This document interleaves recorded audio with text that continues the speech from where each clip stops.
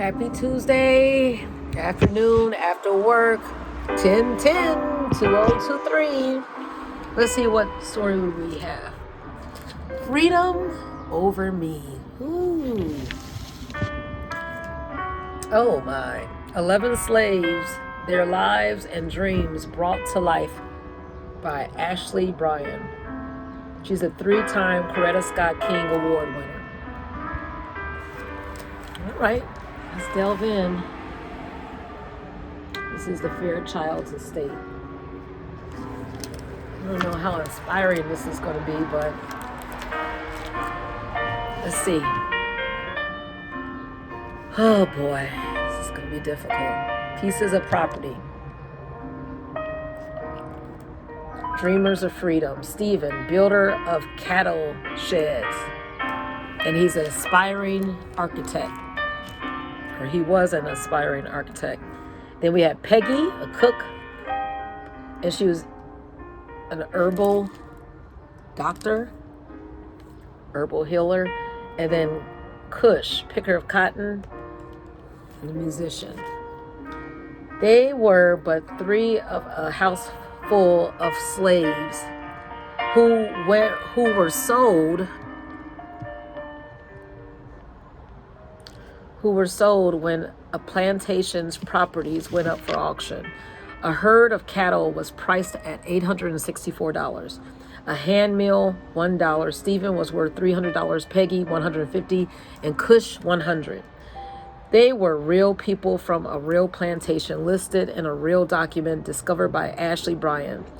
In his monumental tribute to the strength of human spirit and power of hope, Ashley, with his paint and poetry, has imagined these 11 lives beyond their simple descriptions, beyond their prices, for dreams and hopes and loves can never be chained and can never be sold. Every slave was so much more than that cruel moniker.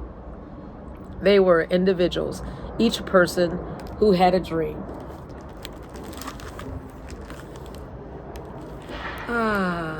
Ashley Bryan, the author, grew up to the sound of his mother, Ashley is a man, of his mother singing from morning to night, and he has shared the joy of a song with children ever since. A beloved illustrator, he has been the recipient of the Coretta Scott King Virginia Hamilton Lifetime Achievement Award. Okay, he lives in a town off the coast of Maine.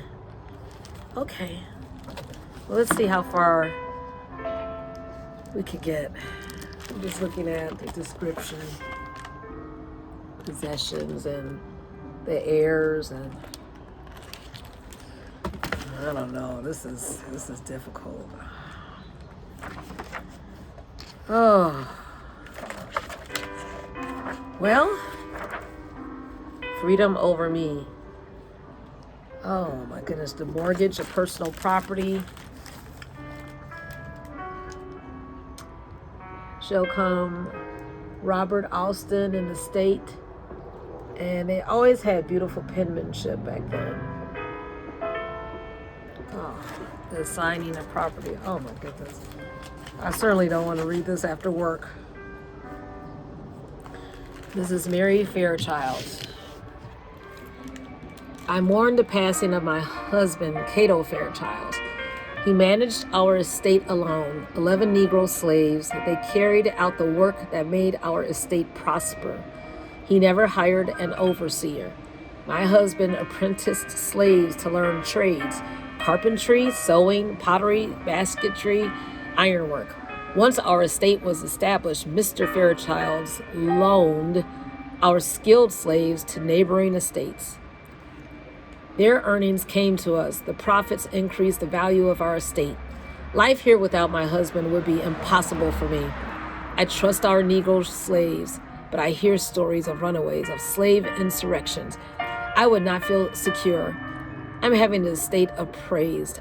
After the sale, I will return home to England, where I may live without fear, surrounded by my own good British people. Oh, it's good to live without fear, I'll say that. And I think you might stop at Peggy, 48 years old, $150. I am the Fairchild's cook. I work in the big house, day in, day out, making special meals for the Fairchilds. Plain foods for the slaves. Like a field hand, I work hard, all profit to the estate. Mrs. Fairchild praises my cooking. She often chooses a menu and invites friends to show off my skills. Afterward, I sneak leftover food to the slaves. As a cook to the Fairchilds, I am free to wander the estate gardens and the woods. I learn about local plants for cures, sarsaparilla,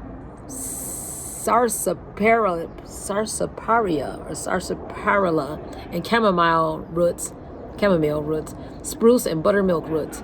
The spices I gather, The spices I gather add flavor to the meals I cook for the household. Wandering the estate woods remind me of the woods at home in Africa. Often I relive that day. Our village was raided. My father was killed. My mother and I captured, sold to white slaves. My mother and I survived the dreaded crossing to America. So many others died, crammed in the filthy holds of the vessel. The vessel docked. We were sold on the block. No two of a family or tribe together, frightened by voices shouting. In no tribal language we knew, stripped of everything, our language, our customs. They even took our names. They called me Peggy. I've never again seen my mother. My goodness. Still, I feel close to her, especially when I steam roots and herbs for cures for my slave family. This stirs ancestral memories, my roots in Africa. And the last one, Peggy Dreams. On the naming day ceremony, my parents named me Mariama, gift of God. My parents calling Mariama sings on in me. As cook to the Fairchilds, my room was built onto the shed behind the big house. But no advantages of working in the big house separated me from my brothers and sisters working in the fields.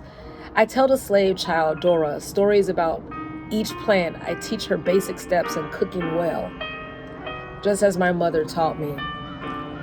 My knowledge makes me hunger for more. Relieving the aches, the pains, the suffering of the slaves is my chief joy. When the young boy John suffered a head injury, he came to me. I examined the wound, then bound a poultice of roots and herbs around his head. Mrs. Fairchild's dinner guests praised my cooking. The praise, however, that touches my heart is to hear the slaves call me herb doctor. Yeah. All right, well, we'll stop there. Peggy, yes, she was a cook, but she was so much more. And here they are as a group. So this is Peggy. So what do we do with the time we have now? Well, we take advantage, because I wonder, why was I born this certain year, and why am I alive during this dispensation? We only have a slither of time to make impact and to help others and to do what we need to do. So just like Peggy was a cook, but also a herbal healer and doctor, we have certain gifts and abilities and talents, and we're to spread that to make a difference out here. So have a good evening, resting and reflecting on what we can do to improve this world. Enjoy.